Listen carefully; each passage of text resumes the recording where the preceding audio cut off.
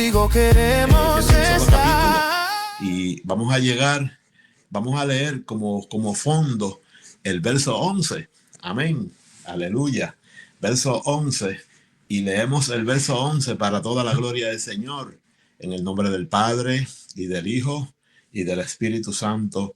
Amén. Dice, ay de ellos, porque han seguido el camino de Caín, y se lanzaron por lucro en el error de Balaán, y perecieron en la contradicción de Coré. Amén. Señor, bendícenos por tu palabra en el nombre de Jesús. Aleluya. Aquí vemos una carta que está escrita a nombre o bajo el nombre de Judas. Judas es uno de los hermanos carnales de Jesús. Amén. Y este Judas, al igual que Santiago, que fue hermano de Jesús, amén. Santiago tenía el sobrenombre de Jacobo, y ese nombre de Jacobo, luego de las traducciones de las Biblias, como ya hemos discutido antes, la Biblia se imprime luego de el invento del alemán Johannes Gutenberg, en aquella época de la edad del Renacimiento, la Edad Media, y allí uno de los grandes inventos fue la imprenta por este alemán, la brújula y la pólvora. Tres grandes elementos, y luego de ese gran descubrimiento, ese gran invento del gran mimeógrafo, entonces en el año 1446, 1445, precisamente en 1445 es cuando se imprime la primera Biblia, pero ya usted sabe, de una manera lo que podemos llamar obsoleta, y todos los que han tenido, como yo, la Biblia del oso, que es entonces la primera Biblia que se multiplica, y esta está en el 1509, esta Biblia del oso, y tiene bien difícil de leer, no sé cuántos lo han leído, muy difícil, porque tiene una especie de un español un poco, ¿cómo se llama? A latín, tira muy enrollado con el latín, y esos libros de ese entonces son bien difíciles, porque el que ha leído El Quijote de la Mancha, usted sabe que tiene un vocabulario también bien difícil de leer, y todavía ya está mucho más claro, porque de hecho es el segundo libro que se imprime. El Quijote de la Mancha se imprime en el 1602, al igual que otro libro o una versión de la Biblia de dos grandes exégetas del entonces, que fue Casidoro de Reina, y Cipriano de Valera, uno protestante, otro católico, pero ambos tuvieron una fusión para así que se imprima la Reina Valera 1602, es la primera versión, y una versión de la 1509. Así que es una versión muy original, muy aceptada. Si te lees algunos versículos de la 1600, de la 1509, y unos versículos de la 1502, y te lees unos versículos de la 1960, hay versos que la 1509, la del oso, y la 1602, pues son exactos. Pero la del 1960 tiene versos que son una tragedia, hermanos. Y mi hermana le ha hablado algo de eso, yo también le he hablado.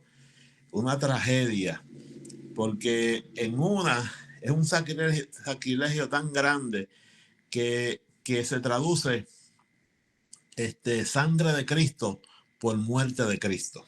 Oiga, y la palabra de Dios establece que no es lo mismo muerte de Cristo que sangre de Cristo, pues sin derramamiento de sangre no hay remisión de pecados. Y uno de los versos más claros está tercera de Juan 18, si mal no recuerdo, donde dice que aquel que se guarda a sí mismo, el maligno no le toca. Y la versión moderna dice que aquel que tiene a Cristo es guardado, o sea, Dios lo guarda y el maligno no le toca. Pero la versión original dice aquel que se guarda a sí mismo. Y uno de los versos más claros que hay es el libro de Génesis, capítulo 4 y verso 13. Precisamente el verso 13, donde Caín, arrepentido, le dice a Dios, grande es mi rebelión para ser perdonada, o sea, he pecado. Y la versión original dice, grande es mi castigo para ser soportado, tú eres injusto. O sea, fíjese, hermano, que es algo que se te reversa de manera terrible. ¿Y qué sucede entonces? En este caso, nosotros tratamos siempre de las partes que son neurálgicas, que son vitales, tratamos siempre de aclararla y siempre llevar un estudio que vaya al compás con la interpretación. Y siendo así, que pueden ocurrir accidentes, y en este caso del apóstol Jacobo, que es una mezcla entre el latín y el español, porque al traducir el nombre, ellos lo cambian, dicen Saint Jacob, y por hacer una fusión de la palabra, pues en vez de decir Saint Jacob, pues entonces ponen Jacobo. Le ponen Saint Jacob Santiago. Y son una de las que los exégetas o los que enseñan la palabra deben estar siempre alerta, porque hay, así como usted ve esos versos bíblicos, hay otros que ponen a Dios como injusto. Hay personas que justifican la separación matrimonial en el ministerio y cuentan incluso que la esposa de Job lo abandonó, y lo escuché hace poquito, hace un día, quizá hoy, que por eso la esposa de Job lo abandonó y maldijo. Y la versión original, la versión moderna dice, aún mantiene tu integridad, dice la versión original, dice, oye, ha batallado, le dice, tú sigue batallando, bendice a Dios y cierra los ojos, bendice a Dios y muere. Y entonces él le responde. ¿Qué pasa? Que la versión moderna dice, aún mantiene tu integridad, maldice a Dios y muérete. Tan así, hermanos, que tergiversan de manera terrible la palabra de Dios. Pero sin embargo, usted, gracias a Dios, está celosamente o está con personas que tienen celo de la palabra de Dios, y esos versos no están allí de casualidad ni están pintados en la pared, hermano. Por ejemplo, yo escuchaba a un predicador mayor, él, de El Salvador, de una iglesia de muchos años, es un gran líder de la iglesia. No conozco mucho de su vida personal, pero sí sé que hace menos de una hora yo lo escuchaba, y este gran líder, que me voy a reservar el nombre y que respeto mucho, tengo mucho aprecio, pero tratando de justificar su doctrina, ellos son de la doctrina del velo, y está explicando, y él dice que ocurre casos donde se abren paréntesis, y está hablando precisamente del apóstol Pablo y está hablando del apóstol Judas, y dice que se abren algunos paréntesis, y que el apóstol Pablo abre un paréntesis, si mal no recuerdo, el capítulo 14 del libro de Primera de Corintios, y donde está hablando acerca de la mujer y del velo y todo aquello. Y dice que él dice literalmente, usted puede buscarlo en sus mensajes, que llega un momento en que el apóstol Pablo se pierde, no puede cerrar el paréntesis, pero como el escritor, el amanense, como se llamaba, está escribiendo, él tiene que decir, bueno, que en lugar de velo le fue dado el cabello y lo hace ya para cerrar porque él erró y olvidó cerrar el paréntesis. Yo no niego que muchas veces uno viene cansado. A veces yo he abierto un paréntesis y yo soy de las personas que no hago mucho boquejo para predicar. Tengo esa mala costumbre. Y a menos que sea un estudio, una serie como el que llevamos, que tenemos que cerrarlo, eh, el de Cantares, pues yo no hago mucho bosquejo porque a veces me extiendo demasiado, hermano, y tengo siempre que estar mirando el reloj. Pero si tenemos que hablar, ahí el Señor me da, y ya sabe, hermano. Y eso es peligroso, porque uno abre un paréntesis y no logra cerrarlo. Y eso puede suceder. Pero de ahí a que me salga de la palabra de Dios y de ahí a que venga alguien a contradecir lo que usted está diciendo, no es bíblico. Es algo terrible. ¿Por qué? Porque ese mismo pastor, él justifica y dice que las personas no pueden, no deben separarse a menos que no sea por causa de infidelidad, dice así, causa de fornicación o de infidelidad, y ese pequeño paréntesis. ¿Y qué pasa, hermanos? Que bíblicamente las personas que se han casado más de una vez, usted se casó una vez, por eso yo tengo a mi hija la soltera todavía, porque usted se casó una vez. En el caso mío, yo me he casado una vez. Y no tan solo me he casado una vez, hermanos, sino que yo he tenido una sola novia. Yo le dije que he tenido, no, usted ve así, nada de eso. No he tenido más de una novia. Gracias a Dios nunca he tomado, nunca he fumado, gracias a Dios. Pero no he tenido más de una novia. He tenido una sola esposa. Y no es porque uno sea demasiado santo, sino porque entiendo que soy un ministro y siempre he entendido eso hasta el día que muera. ¿Y qué pasa? Porque la palabra de Dios enseña. Dice, el obispo debe ser marido de una sola mujer. Amén. Eso es bíblico. Y el que se casa, amén. Dice, usted se imagina, aquí han venido personas para que yo lo case. Yo no caso a una persona que se haya casado otra vez. Cuando yo voy a casar a alguien, yo tengo que saber que no se ha casado otra vez. Y parece que como que no voy a entrar el mensaje, pero eso no son mis problemas, ¿no? Pues sí, y entonces él explica que a menos que no sea por causa de fornicación, usted se imagina que cuando yo caso a alguien, le doy un mandato bíblico que dice, por tanto, lo que Dios juntó, no lo separa el hombre. Y que yo venga, una persona que ya Dios la juntó con otra persona y venga y use el altar y la palabra de Dios y le diga de nuevo, por tanto, lo que Dios juntó, no lo separa el hombre. Entonces, ¿en qué estamos, hermano? ¿Dónde está Dios? Alabanza el nombre del Señor.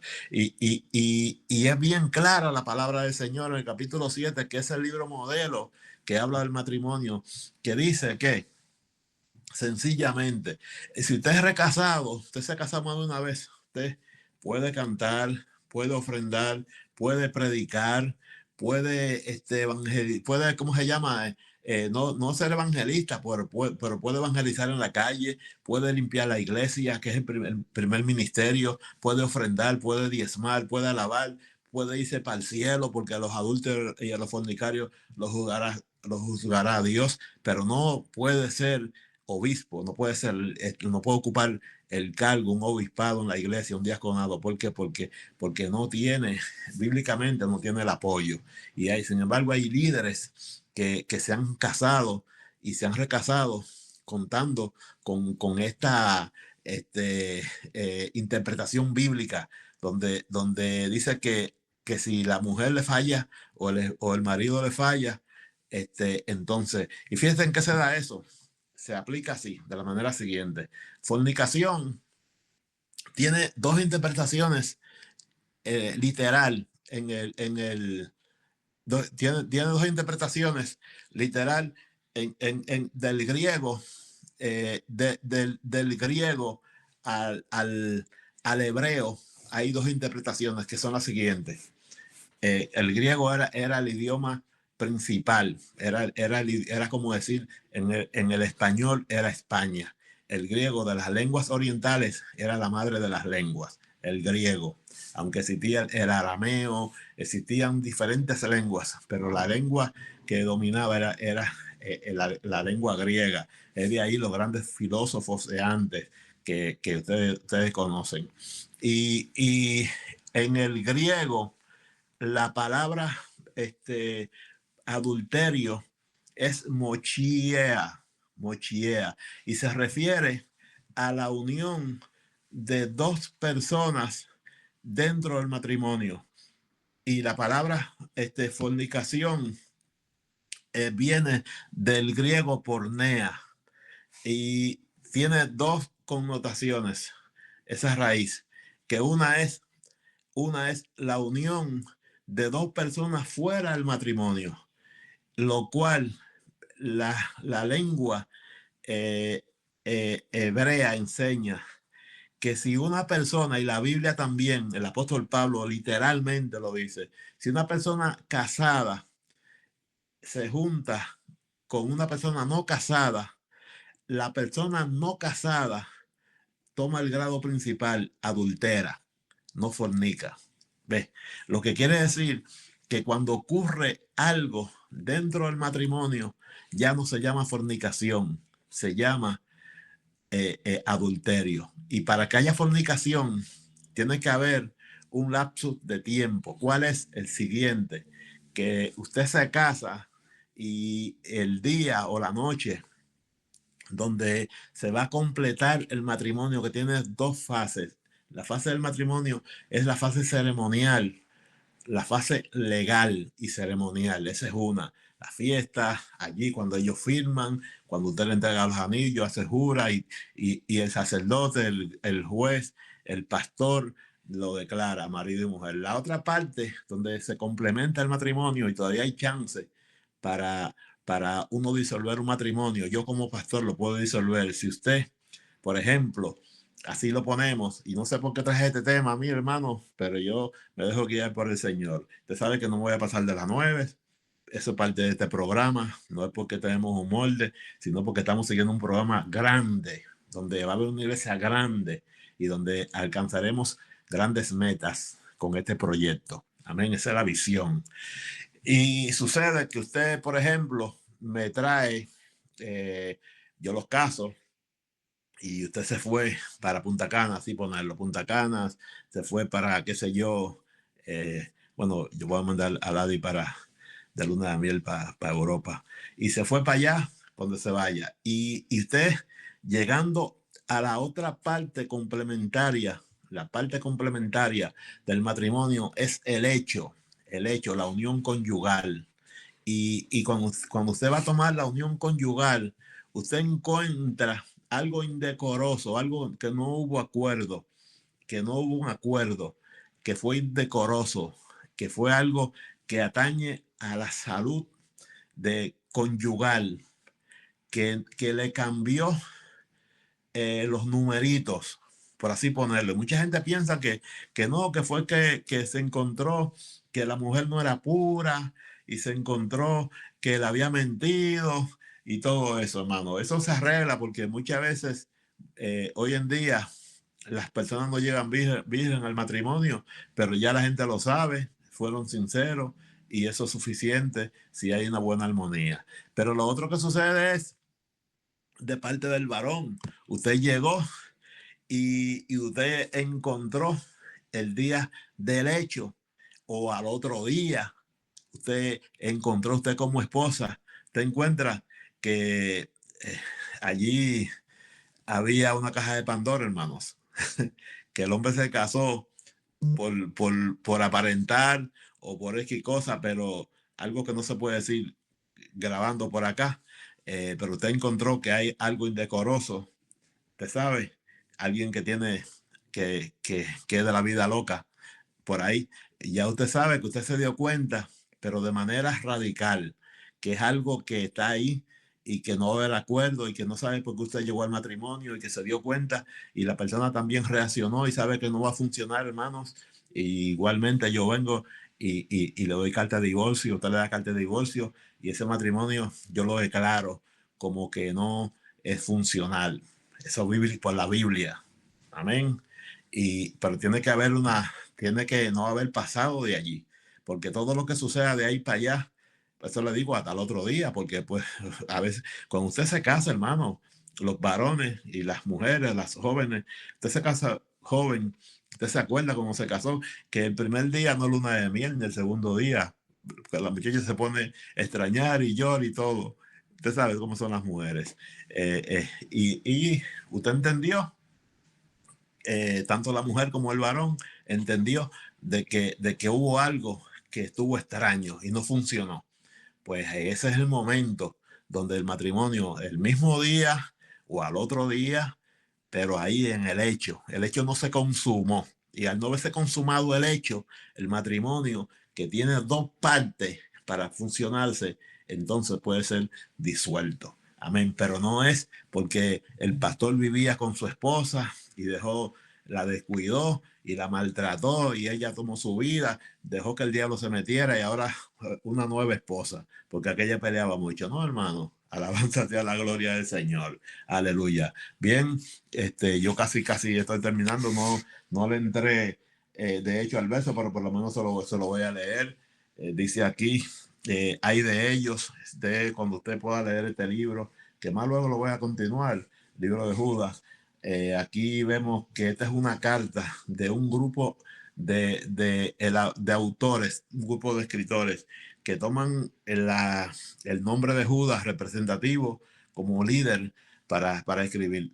Se fija, es un libro que está ordenado, sus oraciones tienen tres elementos, siempre cargado de tres elementos, y se lo voy a leer aunque me coja 2 minutos, y va a notar la ortografía, va a notar aquí, ¿cómo se llama? El dictado literario de esta carta, que es muy rica y muy ordenada. A los Amiri por allí, a esa gente que son una leyenda en esta cosa de escritura. Yo soy el cargabate de ellos. Amén. Dice así, Judas, siervo de Jesucristo y hermano de Jacobo, ¿verdad? Eh, a los llamados, dice, santificados en Dios y guardados en Jesucristo. Aquí vemos tres elementos. Ve, hermano, dice Judas, siervo de Jesucristo y hermano de Jacobo, Santiago, que a la vez era el pastor de la iglesia primitiva. Los llamados, dice a los llamados, santificados en Dios Padre y guardados en Jesucristo. Tres elementos más: misericordia y paz y amor. Aquí menciona ahí 2 veces, o sea, multiplicada. Esa es una carta muy organizada, pero sí tiene, hermano, una visión de ver unos problemas que habían en la iglesia que se iban a trascender a través de los tiempos. Y usted va a segunda de Corintios capítulo 3, que algunas veces se ha mencionado, pero debe saber esto, le dice el apóstol Pablo, que en los postreros días vendrán tiempos peligrosos. El apóstol Pablo habla en un tiempo donde a la iglesia la perseguían, donde tomaban un pastor como Policarpo y lo convertían en una antorcha ardiente, donde pasó la tribulación, la iglesia de Esmirna, donde el pueblo era perseguido y el mismo Pablo perseguía a la iglesia, y él se atreve a decir que en los postreros días vendrán tiempos peligrosos. O sea, peligrosos en el sentido de que apostatarían de la fe. Por eso está segunda de Corintios capítulo 3, verso 1 en adelante. Debes saber esto, que en los postreros días vendrán tiempos peligrosos, hombres amadores de sí mismos, ávaros, vanagloriosos, intemperantes, crueles, amadores de los deleites más que de Dios, sin amor, menciona ahí hasta el tercer sexo, hermano. Aleluya, es una lista. Y ya para concluir, dice aquí, para que usted vaya notando la parte literaria. Usted sabe que lo literario yo lo amo, aunque no lo domine, pero amo lo literario. me envía un mensaje de texto, yo le envío un mensaje escrito, porque yo amo escribir, porque tengo mejor, no soy tan rápido ni tan capacitado para responder al instante cuando hablo, pero si le escribo, hermano, soy un cuchillo. Alabanza el nombre del Señor, porque me da tiempo a racionar, a analizar. No soy tan rápido, así como son las mujeres que usan el hemisferio occidental del cerebro. No, yo uso el derecho, pero lo uso bien. Alabanza el Señor. Y ya en conclusión, dice el verso 3, así dice: amados, dice, amados, por la gran solicitud que tenía de escribiros acerca de nuestra común salvación, me ha sido necesario escribiros exhortándoos que contendáis ardientemente por la fe que ha sido una vez dada a los santos.